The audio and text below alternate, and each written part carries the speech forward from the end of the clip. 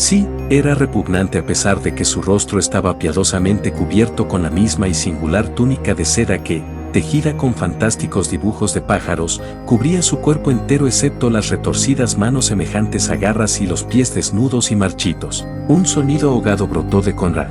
«Dios mío», susurró, «¿qué es esto?». Dejé su cuerpo sobre la mesa y puse las velas alrededor, pero no las encendí, ni tampoco le puse esa túnica sobre el cuerpo. Y llevaba unas zapatillas de andar por casa cuando me marché. Se interrumpió repentinamente. No estábamos solos en la cámara funeraria. Al principio no le habíamos visto, ya que estaba sentado en un gran sillón en un extremo apartado de un rincón, de manera que parecía parte de las sombras proyectadas por los pesados tapices. Cuando mis ojos cayeron sobre él, un escalofrío violento me conmovió y un sentimiento semejante a la náusea removió el fondo de mi estómago. Mi primera impresión fue la de sentir unos ojos amarillos y oblicuos que nos miraban sin pestañear. Entonces el hombre se levantó e hizo una profunda reverencia, y vimos que era oriental. Ahora, cuando intento representarlo con claridad en mi mente, no consigo rescatar ninguna imagen nítida de él. Solo recuerdo los ojos desgarradores y la túnica amarilla y fantástica que llevaba. Devolvimos su saludo mecánicamente, y él habló con voz grave y refinada. «Caballeros, les suplico que me disculpen, me he tomado la libertad de encender las velas. Continuemos ahora con los asuntos relativos a nuestro mutuo amigo».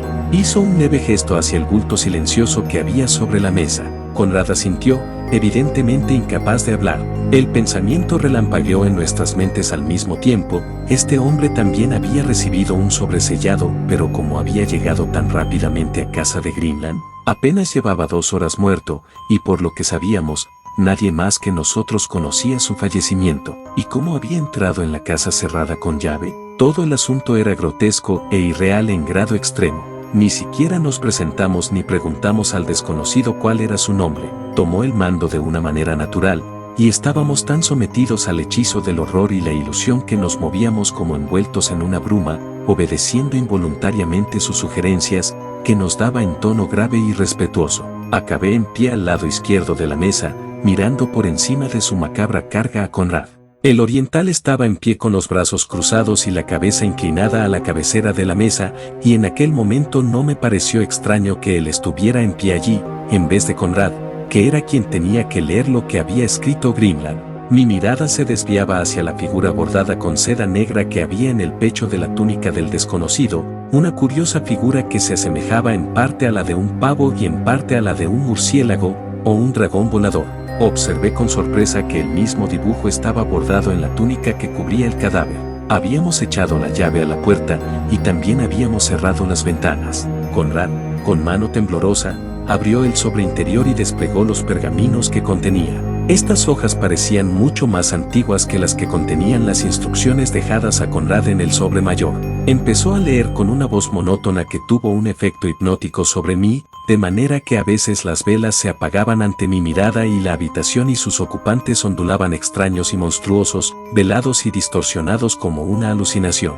La mayor parte de lo que leyó era una cháchara indistinguible, no significaba nada, pero su mero sonido y su estilo arcaico me llenaron de un horror intolerable. Por el contrato registrado en otro lugar, yo, John Grimland, juro por el nombre del sin nombre mantener la fe inquebrantable. Por lo tanto, escribo ahora con sangre las palabras que me han sido transmitidas en esta cámara macabra y silenciosa en la ciudad muerta de Cat, donde ningún hombre mortal excepto yo ha podido llegar. Estas mismas palabras las escribo ahora yo mismo para que sean leídas sobre mi cuerpo en el momento destinado, de manera que se cumpla mi parte del trato, que acepté por mi libre voluntad y conocimiento, en perfecto estado de lucidez mental y a la edad de 50 años en este año del Señor de 1680. Aquí empieza el encantamiento. Antes de que existiera el hombre, existieron los antiguos, e incluso su Señor habitó entre las sombras en las si un hombre ponía el pie podría no regresar sobre sus pasos. Las palabras se mezclaron con una cháchara bárbara cuando Conrad tropezó con un idioma desconocido,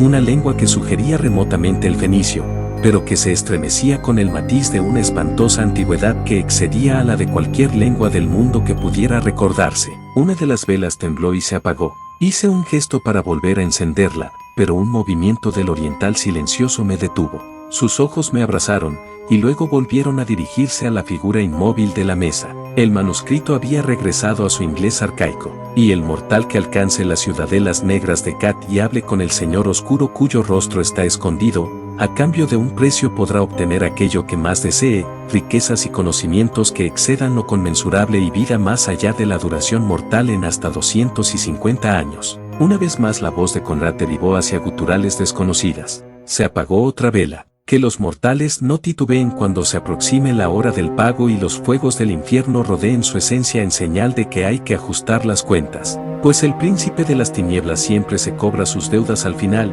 y no se le puede engañar. Lo que hayas prometido, eso habrás de entregar.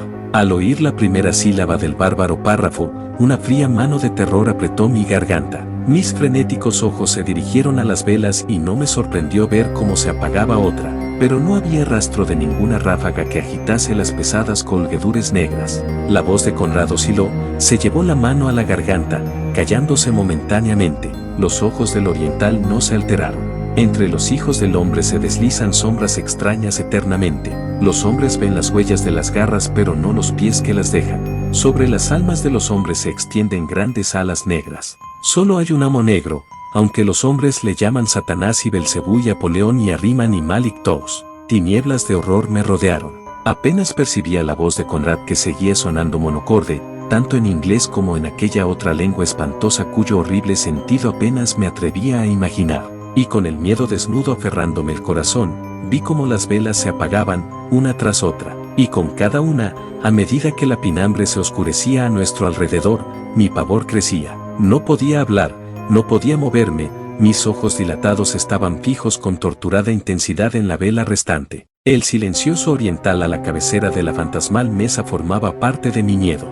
No se había movido ni hablado, pero bajo sus párpados caídos, sus ojos ardían con su triunfo diabólico. Sabía que bajo su apariencia inescrutable, se regocijaba infernalmente, pero ¿por qué? Sabía que en el momento en que, al extinguirse la última vela, la habitación quedara sumida en la oscuridad más absoluta, alguna cosa abominable e indescriptible tendría lugar.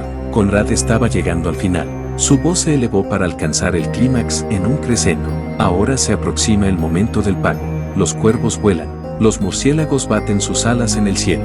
Hay calaveras en las estrellas. El alma y el cuerpo han sido prometidos y serán entregados. No de regreso al polvo ni a los elementos de los que brota la vida. La vela tembló ligeramente. Intenté gritar, pero mi boca se abrió en un gemido sin sonido. Intenté huir, pero permanecí paralizado, incapaz incluso de cerrar los ojos. El abismo se abre y hay que pagar la deuda. La luz flaquea, las sombras crecen. No hay más Dios que el mal. No hay más vida que la oscuridad, no hay más esperanza que la condena. Un bruñido hueco resonó en la habitación. Parecía proceder de la cosa cubierta con la túnica que había encima de la mesa. La túnica se agitó convulsivamente. Oh alas de la negra oscuridad, me sobresalté violentamente, un leve crujido sonó en las sombras crecientes. El agitar de las oscuras colgueduras, parecían alas gigantescas frotándose. Oh ojos rojos de las sombras, lo que se ha prometido, lo que está escrito en sangre, se ha cumplido. La luz está envuelta en la oscuridad. Cat. La última vela se apagó repentinamente y un escalofriante grito inhumano que no surgió de mis labios ni de los de Conrad estalló de forma intolerable. El horror me bañó como una ola negra y gélida, en la ciega oscuridad me oí gritar terriblemente. Entonces, con un remolino y una gran ráfaga de aire, algo barrió la habitación, haciendo volar las colgueduras y estrellando las sillas y las mesas contra el suelo. Durante un instante, un hedor insoportable nos abrazó las narices, una risita grave y repugnante se burló de nosotros en la oscuridad, después el silencio cayó como una mortaja.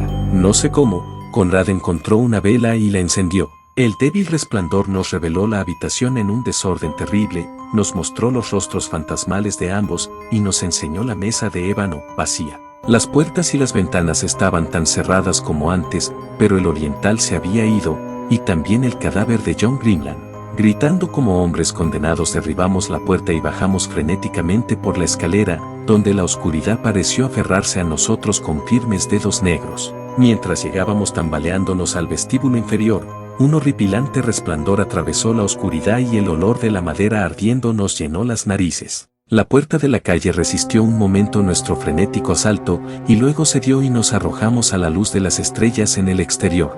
Detrás de nosotros las llamas estallaron con un rugido mientras corríamos colina abajo. Conrad miró por encima del hombro, se detuvo repentinamente, se giró y agitó los brazos como un loco, y gritó: vendió el alma y el cuerpo a Malik Tous, que es Satanás, hace 250 años. Esta era la noche del pago, y Dios mío, mira, mira, el enemigo ha reclamado lo suyo. Miré, paralizado por el terror.